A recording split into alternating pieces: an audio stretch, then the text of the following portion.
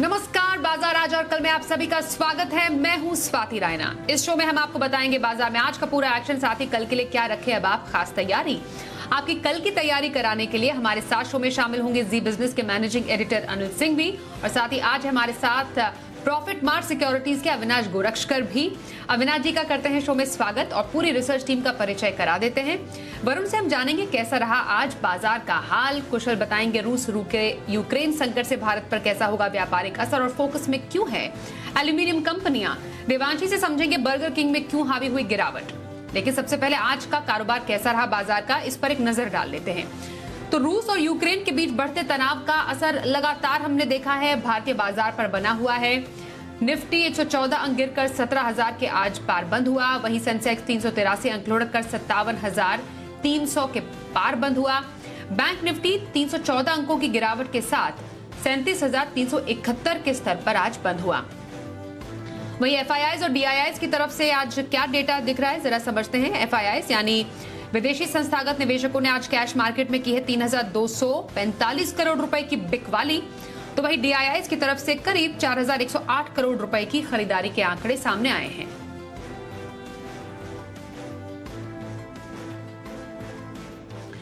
तो एडिटर सेक में अनिल जी से समझते हैं कि एक बार फिर से बाजार में आया उतार चढ़ाव, क्या है इसके मायने।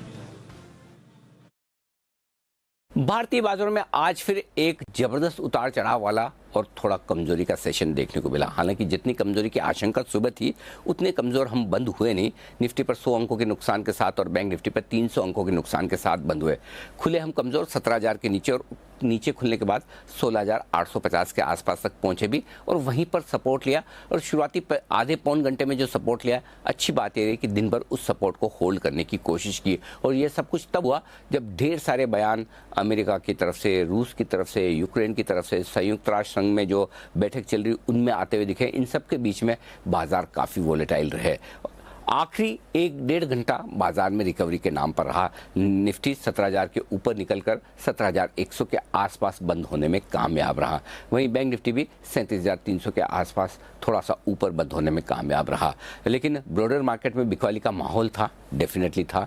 हल्की फुल्की खरीदारी निचले स्तरों से आईटी शेयरों में और बैंकिंग शेयरों में आती हुई दिखी, लेकिन बहुत दमदार रिकवरी या बड़ी खरीदारी हो वैसा नहीं। और उसकी वजह यह कि अब भी बाजार थोड़ा सा डरा हुआ है। रशिया और यूक्रेन के बीच जो तनाव है उसको लेकर किसी भी तरह की खबरें आ सकती, अच्छी भी बुरी भी, और उसको लेकर निश्चिंत नहीं है कि किस दिशा में बाजार चलेगा। जब तक कि एक प्रॉपर सॉल्यूशन अमेरिका की तरफ से, रूस की तरफ से, यूक्रेन की तरफ से ना आ जाए, तब तक बाजारों में दिन के दौरान भी और ओवरनाइट वॉलेटिलिटी रह सकती है। ये डर बाजार को परेशान करता हुआ दिख रहा है। हालांकि एक अच्छी बात है कि एफआईआईज की बिकवाली का प्रेशर थोड़ा सा कम हुआ है। खराब बाजार में घरेलू बाजार धीमे धीमे खरीदारी कर रहे हैं। ट्रेडर्स की तरफ से भी अब पोजीशन थोड़ी सी कम है। मंथली एक्सपायरी का हफ्ता है, इसलिए ऑप्शंस में पोजीशन ज़्यादा है। अदरवाइज कैश मार्केट में वॉल्यूम्स थोड़े से कम होते हुए दिख रहे हैं। तो ओवरऑल सब लोग इंतजार कर रहे हैं, वेट एंड वॉच मूड में है। और इन सब के बीच में एक बार फिर से हल्की कमजोरी के साथ आज बाजार की समाप्ति। आइए अब समझते हैं सेक्टर स्पेसिफिक हाल बाजार का। हमारे साथ हमारे सहयोगी वरुण दुबे है। वरुण, जरा बताएं आज के इस उतार चढ़ाव भरे बाजार में कहां पर कमजोरी देखी गई और किन सेक्टर्स में आज भी मजबूती थी। डेफिनेटली देखिए, लगातार 5वां दिन है जब बाजार में लाल निशान में बंद होने के यहाँ पे नजर आया है बाजार। तो ये सबसे बड़ी दिक्कत की बात है, क्योंकि कहीं भी रिलीफ नहीं है। और दिक्कत यही है, रशिया और यूक्रेन के बीच में जो तनाव है वो सिर्फ इंडियन मार्केट्स नहीं बल्कि ग्लोबल मार्केट्स पे भारी पड़ रहा है। इसके लिए आप देख रहे हैं कि यूएस के मार्केट्स हो, यूरोप के मार्केट्स हो, इनफैक्ट कल आपने देखा कि रशिया के मार्केट्स वहाँ गिरावट देखने मिली, उसी का असर दरअसल भारतीय बाजारों में देखने मिला। हालांकि एक बात अच्छी है कि 16,900 के नीचे हम आज खुले थे, उसके बाद 17,000 के ऊपर जाके बंद हुए हैं। ये एक बात अच्छी है। लेकिन लगातार 5वां दिन है जब बाजार में गिरावट देखने मिली। और ये रिकवरी क्यों आई सेकंड हाफ में, क्योंकि ग्लोबली अगर आप देखेंगे तो उसके बाद कोई खराब बयान नहीं आया है और उसके चलते कहीं ना कहीं ग्लोबली रिकवरी देखने मिली और भारतीय बाजारों में भी थोड़ी बहुत रिकवरी थी। हालांकि सिलेक्टिव काउंटर्स ही थे जहाँ पे हरे निशान में क्लोजिंग हुई है। और उसमें निफ्टी में अगर आप देखेंगे तो एमएनएम, ONGC, Eicher motors, Kotak Mahindra bank जैसे काउंटर शामिल थे। ओएनजीसी इसके लिए क्योंकि कच्चे तेल में उछाल देखने मिला, उसका असर देखा गया। लेकिन निफ्टी के टॉप लूजर्स देखिए, BPCL, TCS, Tata steel, SBI, तमाम दिग्गज थे जहाँ पे दबाव देखने मिला। वहीं मिड कैप्स में अगर बात करें तो इंडिया बुल्स रियल एस्टेट जहाँ पे कल गिरावट देखने मिली थी, वहाँ आज एक बाउंस बैक देखने मिला। केपीआईटी टेक, हैट्सन नेशनल एग्रो, सुप्रीम इंडस्ट्रीज जैसे कुछ सिलेक्टिव मिड कैप काउंटर से जहाँ पे तेजी थी, लेकिन mid cap small cap index को अगर आप देखेंगे ना तो वहाँ पे अच्छी खासी गिरावट थी। और गिरावट किन स्टॉक्स में थी? धनी सर्विसेज कल भी लुढ़का था 20%, आज भी फॉलो सेलिंग देखने मिली, 20% के आसपास की गिरावट थी। इसके अलावा रेस्टोरेंट ब्रांड्स यहाँ करीब 7% के आसपास की गिरावट थी। वही सेक्टर स्पेसिफिक बात करें तो रियलिटी सेक्टर यहाँ पे गिरावट देखने मिली, डीएलएफ, प्रेस्टीज जैसे काउंटर देख लीजिए, पीएसयू बैंकिंग काउंटर्स अगर आप देखेंगे तो वहाँ पे अच्छी खासी गिरावट थी। इसके अलावा metal counters, SAIL, Hindustan copper लगातार गिरावट में है, आईटी काउंटर्स में अच्छी खासी गिरावट देखने मिली। तो ये वो 4 सेक्टर्स थे जहाँ पे सबसे ज़्यादा गिरावट देखने मिली है। इनफैक्ट आज कोई भी ऐसा सेक्टर नहीं था जो हरे निशान में बंद हुआ है, केवल इंडिया विक्स था जिसमें आपको हरे निशान में क्लोजिंग देखने मिली है। वहीं कुछ हिट कॉल जो हमारे चैनल पे दिए गए उसमें देखिए एमएनएम, इन्फोएज, इकरा और एलएनटी टेक सर्विसेज जैसे काउंटर शामिल थे। तो फिर से एक दबाव वाला ट्रेडिंग सेशन, जाहिर सी बात है जो ग्लोबल तनाव है उसी का इंपैक्ट भारतीय बाजारों में भी देखने मिल रहा है और लगातार 5वां ट्रेडिंग सेशन है जहां लाल निशान में क्लोजिंग देखने मिली हमें भारतीय बाजारों में। हमारे खास मेहमान अविनाश गोरक्षकर का रुख कर लेते हैं। अविनाश जी, जिस तरीके का माहौल बना हुआ है और जिस तरीके से रूस और यूक्रेन की टेंशन से बाजार भी काफी ज्यादा सहमे हुए हैं, उतार चढ़ाव देखा जा रहा है, लगातार 5वां सेशन है जब हमने देखा एक काफी ज्यादा वॉलेटाइल सेशन रहा है। अभी कॉशियस रहने का समय है? स्वाति, मुझे लग रहा है कि देखिए बाजार में एक बात तो क्लियर है कि जब तक रशिया और यूक्रेन के बारे में कोई क्लैरिटी आती नहीं है तब तक मार्केट्स में ये वोलेटिलिटी चलती रहेगी। जैसे जैसे न्यूज़ फ्लोज आएंगे, अच्छे न्यूज़ फ्लोज, बुरे न्यूज़ फ्लोज, तो मार्केट उसको रिएक्ट करेगा। अभी नतीजों का सीजन खत्म हो चुका है, तो अभी जो सबसे बड़ा फैक्टर है ऑफकोर्स रशिया यूक्रेन है। उसके बाद नियर टर्म में मुझे लग रहा है कि जो मार्च 10 को स्टेट इलेक्शंस की जो नतीजे आएंगे वहां पे मार्केट्स काफी इंतजार करेगा। तो मेरे ख्याल से स्टॉक स्पेसिफिक अप्रोच लेना ठीक रहेगा। ओवरऑल मार्केट्स का अगर हम एक्शन देखें तो मुझे लग रहा है कि 17,000 एक बहुत इंपॉर्टेंट लेवल है। अगर निफ्टी इसको मेंटेन करता है तो मेरे ख्याल से मीडियम टर्म में थोड़ी तेजी आ सकती है, बट 17,000 के नीचे अगर हमको 1-2 दिन कंटिन्यूसली क्लोजिंग नीचे दिखती है तो गिरावट का जो ट्रेंड है वो ज्यादा एक्सेलरेट हो सकता है। तो थोड़ा सा कॉशियस रहिए, ट्रेडर्स को अपने स्टॉप लॉसेस स्ट्रिक्टली मेंटेन करने, और ऐसे बाजार में वोलेटिलिटी ज्यादा होने के कारण ट्रेडर्स को भी काफी दिक्कत होती है। और हफ्ते भर का नजरिया आप किसी को रखना हो तो पोजिशनल व्यू रखने के लिए कौन सा स्टॉक बताएंगे आप? हफ्ते भर का व्यू के लिए हमको ऑटो सेक्टर में महिंद्रा एंड महिंद्रा पसंद है। हमको लग रहा है कि आज भी स्टॉक ने काफी अच्छा मूवमेंट दिखाया है। हमको लग रहा है कि देखिए आने वाला quarter, that is fourth quarter, तो फंडामेंटली अच्छा ही रहेगा, लेकिन स्टॉक काफी अट्रैक्टिव लेवल पे आ गया है 853। हमको लग रहा है कि यहाँ पे अगर किसी को 8 से 10 दिन का नजरिया लेना है तो 835 का आप एक स्टॉप लॉस रखिए, और यहाँ पे 880, 890 ये एक नियर टर्म का टारगेट बन सकता है। हालांकि मीडियम टर्म आउटलुक भी अच्छा है, बट 8 से 10 दिनों के लिए ये रिस्क रिवॉर्ड ये स्टॉक अच्छी तरह से प्रेजेंट कर सकता है। बिल्कुल, तो एमएनएम में पोजिशन व्यू रखने की सलाह अविनाश गोरक्षकर की। अब जो भी कोई ग्लोबल इवेंट होता है या खासतौर पर ऐसे जियोपॉलिटिकल टेंशन में बाजार तो रिएक्ट करता ही है और इसका असर भारतीय बाजार पर भी पड़ा है, पर भारतीय कंपनियों पर या निवेश पर इसका कैसा असर पड़ सकता है? तो इस कॉन्फ्लिक्ट का इंडियन कनेक्शन जरा समझते हैं। हमारे साथ हमारे सहयोगी कुशल गुप्ता है। कुशल, बताइए। जी, तो यूक्रेन और रशिया के बीच में जिस तरह का विवाद चल रहा है उससे काफ़ी सारे आगे चलकर सैंक्शंस आते हुए दिख सकते हैं रशिया के ऊपर, और जितनी भी भारतीय कंपनियां हैं जिनका एक्सपोजर रशिया में है उस पर इम्पैक्ट हो सकता है। सबसे पहले डॉक्टर रेड्डीज आप देखिए FY21 में कुल आय का लगभग 8.5% हिस्सा आया था। साथ ही सन फार्मा का ये 3% स्टेक है। साथ ही अगर आप देखें तो कार्बोरंडम यूनिवर्सल यहाँ पर कुल आय का लगभग 25% हिस्सा इनकी रशियन सब्सिडियरी से FY21 में आता हुआ दिखा था। कच्चा तेल और नेचुरल गैस में जिस तरह का उबाल हमें देखने को मिल रहा है इस क्राइसिस, इस टेंशन की वजह से, उससे ONGC और ऑयल इंडिया जो ऑयल प्रोड्यूसर्स हैं उनको तो फायदा होगा, लेकिन जिस तरह से नेचुरल गैस जो इंपोर्ट करते हैं जिसमें गेल, MGL, IGL और पेट्रोनेट LNG जैसे स्टॉक्स पर आपको भारी दबाव आगे चलकर देखने को मिल सकता है। इनफैक्ट काफ़ी सारी सेक्टर्स जिसका इनडायरेक्ट इम्पैक्ट आपको यूरोप और UK वाली जो कंपनियां हैं जिनका एक्सपोजर जो है भारतीय कंपनियों का वहां पर है उस पर इम्पैक्ट हो सकता है, जिसमें सबसे पहले तो मैस्टेक आप देखिए 67% रेवेन्यू इनका यूरोप या UK से आता हुआ दिखता है। साथ ही टाटा एलेक्साई, TCS जैसे स्टॉक्स का जो भी है वहाँ पर भी 30% से ज़्यादा का एक्सपोजर है। साथ साथ ऑटो कंपनियों में बालकृष्ण इंडस्ट्रीज, मदरसन सुमी और टाटा मोटर्स का भी इस रीजन से सिग्निफिकेंट एक्सपोजर है, और टाटा स्टील यूरोप जो है वो इनके कुल आय में लगभग 36% कंट्रीब्यूट करता है। तो काफ़ी सारे सेक्टर्स और स्पेसेस ऐसे हैं जहाँ पर ये क्राइसिस अगर और फर्दर इवॉल्व होता है उस पर इम्पैक्ट होता हुआ हमें जो है दिख सकता है। बिल्कुल। कुशल, ये भी बताइए कि हमने देखा है कि एल्यूमिनियम कंपनियों को जोरदार फायदे की उम्मीद जताई जा रही है, खासतौर पर अगर हम रूस और यूक्रेन के इस तनाव से इसको जोड़कर देखें तो किन कंपनियों को फायदा होगा? जी, तो रशिया और यूक्रेन के बीच में जो विवाद चल रहा है उसकी वजह से आप देखिए एल्यूमिनियम और तमाम अन्य कमोडिटीज़ में भारी तेज़ी हमें देखने को मिल रही है। इनफैक्ट आप 13.5 साल की ऊंचाई पर एल्यूमिनियम की कीमतें जाते हुए देख सकते हैं, क्योंकि आप रशिया को देखें तो दुनिया का दूसरा सबसे बड़ा एल्यूमिनियम उत्पादक है ये, और यहाँ पर अगर आप देखें तो ग्लोबल सप्लाई का लगभग 6% हिस्सा जो है वो रशिया बनाता हुआ नजर आता है। तो जाहिर सी बात है कि इसका जो इम्पैक्ट है वो एल्यूमिनियम की कीमतों पर भी होगा, क्योंकि यहाँ पर सप्लाई चेन डिस्ट्रप्शन होने का खतरा बढ़ता हुआ दिख रहा है अगर यूएस जो है रशिया पर सैंक्शंस लगा देता है। अब आप देखिए इसका इम्पैक्ट कल के सत्र में रूसल जो उनकी कंपनी है रशिया की एल्यूमिनियम मैन्युफैक्चरिंग कंपनी, वहाँ पर आप देखिए हांगकांग एक्सचेंज पर यहाँ पर 20% से ज़्यादा की गिरावट हमें ऑलरेडी देखने को मिल चुकी है, और अप्रैल 2018 के बाद ये सबसे बड़ी गिरावट दर्ज होती हुई नजर आई है। अप्रैल 2018 में आपको याद होगा कि यूएस ने रूसल पर भी सैंक्शन लगाया था। तो जाहिर सी बात है कि जो सप्लाई चेन डिस्ट्रप्शन होगा उससे भारतीय एल्यूमिनियम प्रोड्यूसर जो है उनको बड़ा फायदा होगा। उसमें हिंडाल्को, नाल्को और वेदांता शामिल है। तो इंडियन एल्यूमिनियम कंपनी जो है उनको आगे चलकर काफ़ी अच्छा फायदा देखने को मिल सकता है। जैसे जैसे एल्यूमिनियम की कीमतें भी बढ़ती हुई नजर आएगी तो इनके लिए एक्सपोर्ट्स के मौके और ज़्यादा खुलते हुए दिखेंगे। तो एल्यूमिनियम शेयरों में तेजी भी देखी गई है, खासतौर पर नाल्को और हिंडाल्को में। अविनाश जी, एल्यूमिनियम शेयरों में कोई खास पसंद आपकी? मुझे लग रहा है कि देखिए एल्यूमिनियम में दोनों हिंडाल्को और नाल्को में डेफिनेटली काफी सिग्निफिकेंट अपसाइड आने की उम्मीद है। मुझे लग रहा है कि नाल्को डेफिनेटली काफी वेल पोजीशनड है, क्योंकि प्राइस काफी सिग्निफिकेंटली लो है। अर्निंग्स ग्रोथ इस चौथे क्वार्टर में भी दमदार आएगी, और जो एल्यूमिनियम का प्राइस है वो लगातार नया हाई लगा रहा है। अगर यूएस के सैंक्शंस रशिया पे आते हैं तो डेफिनेटली इसका मतलब क्या होगा कि और थोड़ी कीमतों में बढ़त आएगी, और इसका बेनिफिट ऑब्वियसली ये इंडियन कंपनीज को मिलेगा। तो ऐसा लग रहा है कि जब तक ये रशिया यूक्रेन का मामला चलता रहेगा तब तक ये जो कमोडिटी बेस्ड कंपनीज है जैसे एल्यूमिनियम वाली कंपनियां, वहां पे शॉर्ट टू मीडियम टर्म में अच्छा खासा पैसा बन सकता है। एक बार सोल्यूशन आता है तो उसके बाद थोड़ी बहुत प्रॉफिट बुकिंग आ सकती है। तो नियर टर्म के लिए नाल्को एक अच्छा विकल्प हो सकता है, यहाँ पे अच्छा रिस्क रिवॉर्ड है।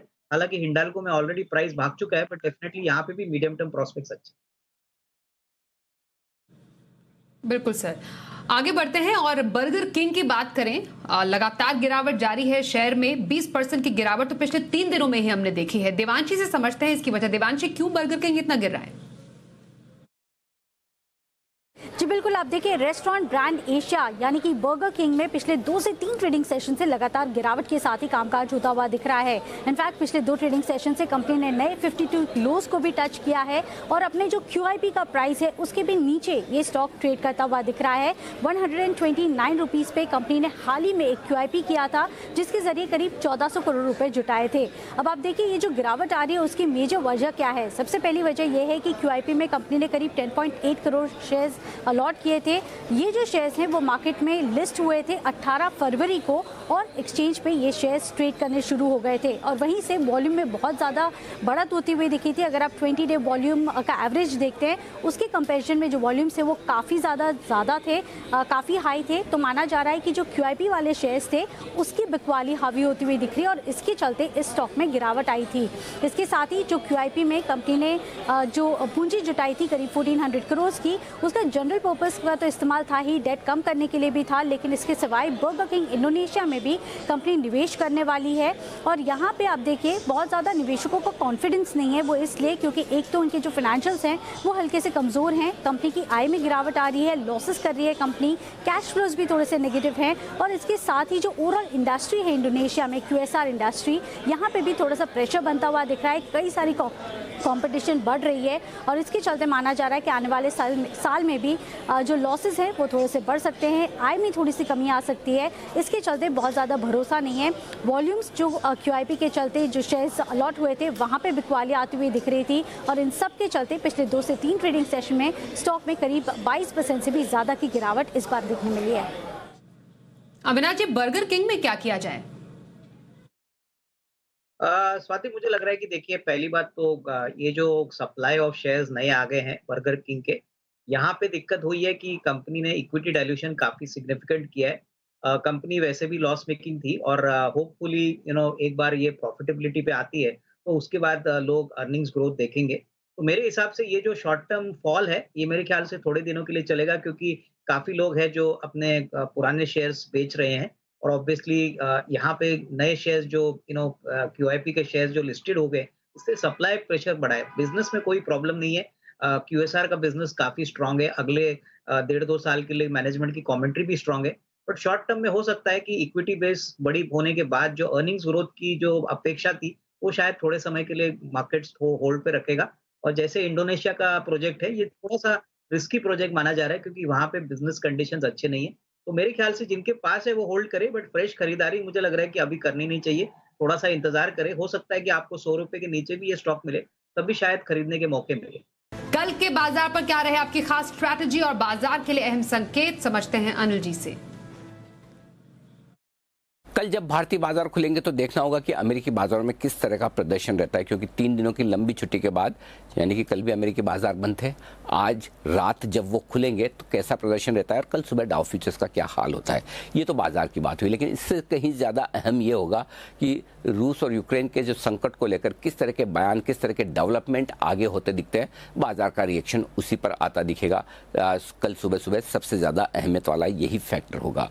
उसके बाद वायदा कारोबार की मंथली एक्सपायरी के ठीक एक दिन पहले बाजारों की पोजीशनिंग, नीचे की तरफ 17,000, ऊपर की तरफ 17,300, ये रेंज नज़र आ रही है। इसके किसी एक और निकलने पर बड़ा मुंह आएगा। 17,000 के नीचे गए तो 16,800, 16,850, 17,300 के ऊपर निकले तो 17,400, 450। ये वो रेंज है जो आपको बाजार में बड़ी रेंज के तौर पर कल के लिए दिख सकती है। बैंक निफ्टी का जहाँ तक सवाल है, 36,800, 37,000 तुरंत प्रभाव से रहेगा सपोर्ट, और 37,800, 38,000 रुकावट की रेंज मानकर चलें। ये बैंक निफ्टी के लिए आपके लिए कल की रेंज होगी। पूरी तरह से डेटा कुछ भी कहे, लेकिन बाजार का फोकस और बाजार में जो उतार चढ़ाव है वो खबरों के दम पर ही है। तो खबरें भारी पड़ती हुई दिख रही है डेटा पर, और ऐसे में आपकी ट्रेडिंग पोजीशन दिन के दौरान हो या ओवरनाइट हल्की होनी चाहिए, क्योंकि एक और जहां पूरा दुनिया भर के बाजारों का माहौल है, दूसरा आपके लिए परसों की मंथली एक्सपायरी है। इन सब के बीच में थोड़ी बहुत बिकवाली एफआईज की तरफ से भी होती हुई दिख रही है, और निचले स्तरों पर थोड़ा सपोर्ट भी घरेलू फंड से आता हुआ दिख रहा है। तो बहुत सारे फैक्टर्स है जो बाजार को मिनट मिनट में बदलते हुए दिखा रहे हैं, वोलेटाइल कर रहे हैं। विक्स काफ़ी बढ़कर आया है, तो थोड़ा सा ऐसा लगता है कि ये पूरा हफ्ता बचे हुए जो 3 ट्रेडिंग सेशन है उसमें बाजार उतार चढ़ाव दिखा सकते हैं। तो इंट्राडे पोजीशन ही रखें, कम रखें, स्टॉप लॉस के साथ रखें, ओवरनाइट पोजीशन जितनी मिनिमम रखें, किसी भी तरफ तेजी या मंदी की तरफ, वो आपके लिए बेहतर होगा। तो और आइए अब देखते हैं कल का ऑप्शन।